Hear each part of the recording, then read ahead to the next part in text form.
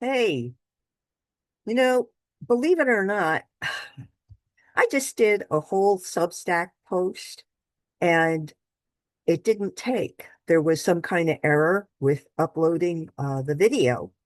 And so here I am again. I'm going to do it all over again, and hopefully this one will take because it's kind of an important topic to me at the moment.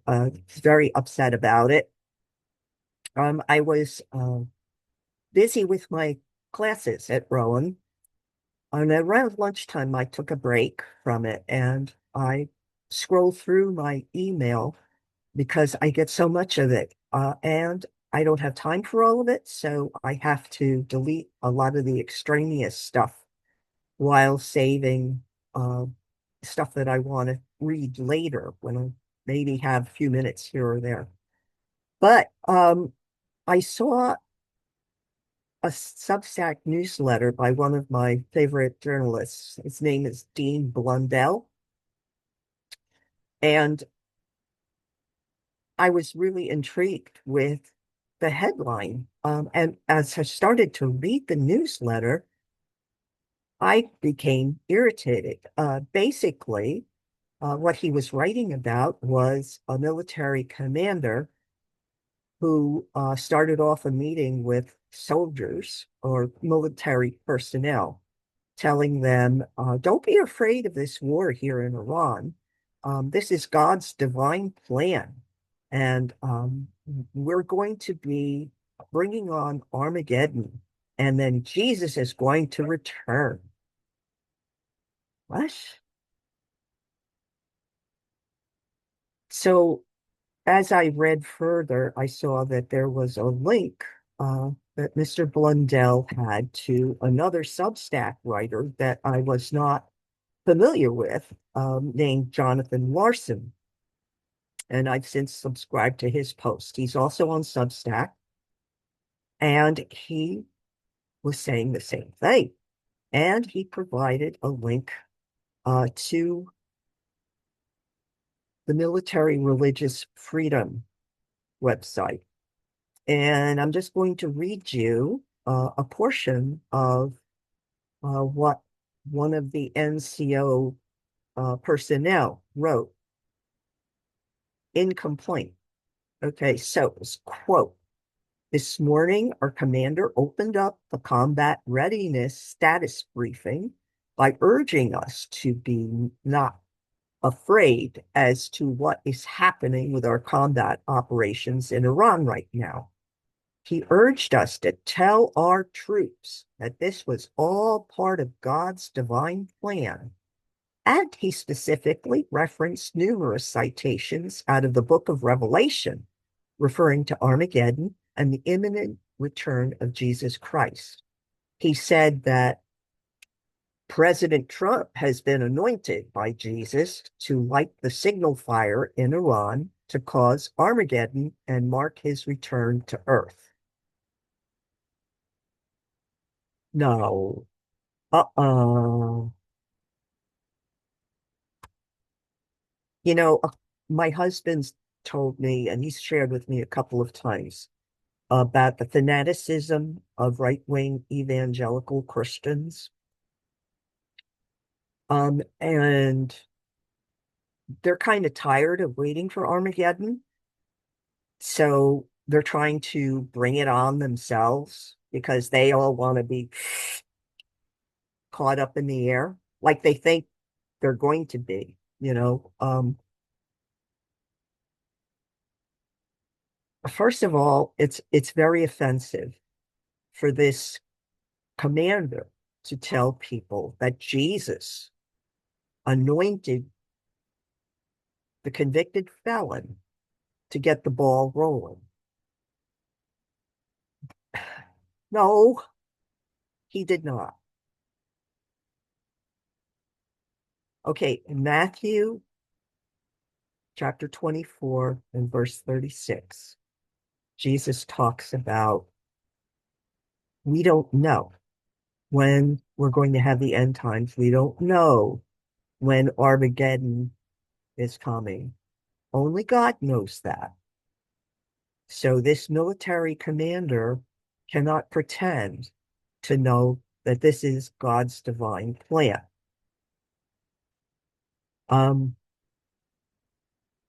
the second thing is that his audience aren't all necessarily believers. Okay, people have different faiths. They're not all Christian. Okay, and for him to bring religion into what should have been a non-secular gathering was wrong. Absolutely, unequivocally wrong for him to do that. And it's wrong for him to tell these people, the NCOs, to go out and tell their soldiers, don't be afraid. This is all part of God's divine plan. You're going to be willingly sacrificing yourself so that we can have Armageddon and Jesus return to us. That's horrible. Uh, okay, I am just speaking as a Jesus Christian myself, but my belief is that this is not God's divine plan to blow up the earth and kill people. No, no. What God would like is for everyone to come under his protection and under his love, for people to accept God, to revere him, to follow Jesus's teachings. Okay. That's the Christian point of view. It's not necessarily everyone's point of view, and we have no right to force that on anybody. I'm sorry, we don't. We can share our faith, we can testify to it, but you can't tell somebody that this is the way it's going to be because the Christian faith is the only way to go. You you can't do that. People have to come to faith themselves. So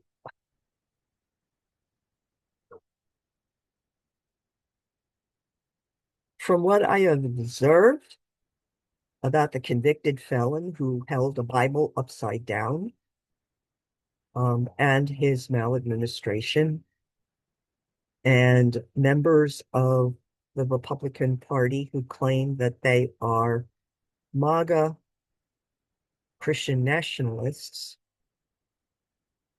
what I've observed is that they are actually anti-Christian.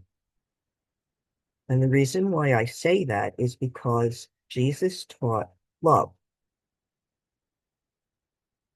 What these people are doing is spreading hatred and division, and they are brutalizing people. They're killing people. And it's just flat out wrong because what Jesus said was to love God above all, but to love your neighbor as you love yourself. There's no ifs, there's no but, there's no love your neighbor unless, oh, of course, they happen to be a different color. Oh, yeah. And if they're a different faith, hmm, and a different gender or different sexuality, then it's okay to hate them. Oh, no, that is not what Jesus said. Jesus said, love your neighbor as you love yourself. And that's what we're supposed to be doing. But that's not what this government is doing. This government is sowing hatred.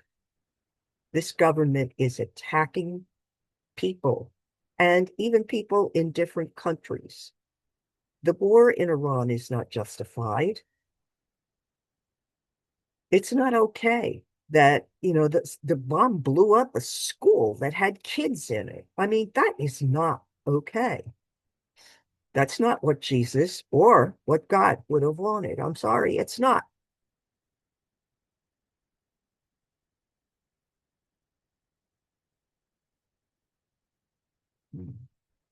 I was just thinking an amusing thought was that, if they're so eager to bring on Armageddon and they're so eager to have Jesus come down, What if in defeating Satan, Jesus headed straight for the White House or Mar-a-Lago, actually? All of this is to distract from the Epstein files.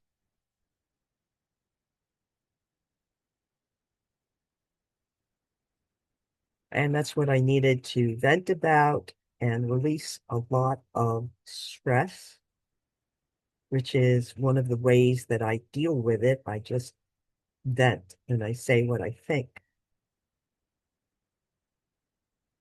And sometimes I have to say it publicly. Um, we have to keep doing what we can to resist this awful regime of hate. And there's so many ways that we can resist. We can call our representatives and senators. We can sign petitions. We can take part in protests like No Kings 3, which is coming up this month. We can join phone banks and make calls from home. And sometimes what that involves is calling people to encourage them to vote. Those are all important ways to resist. And I'll just stop by saying Winston Churchill said, never, never, never give up. And that's what we should do. We should never, never give up the fight.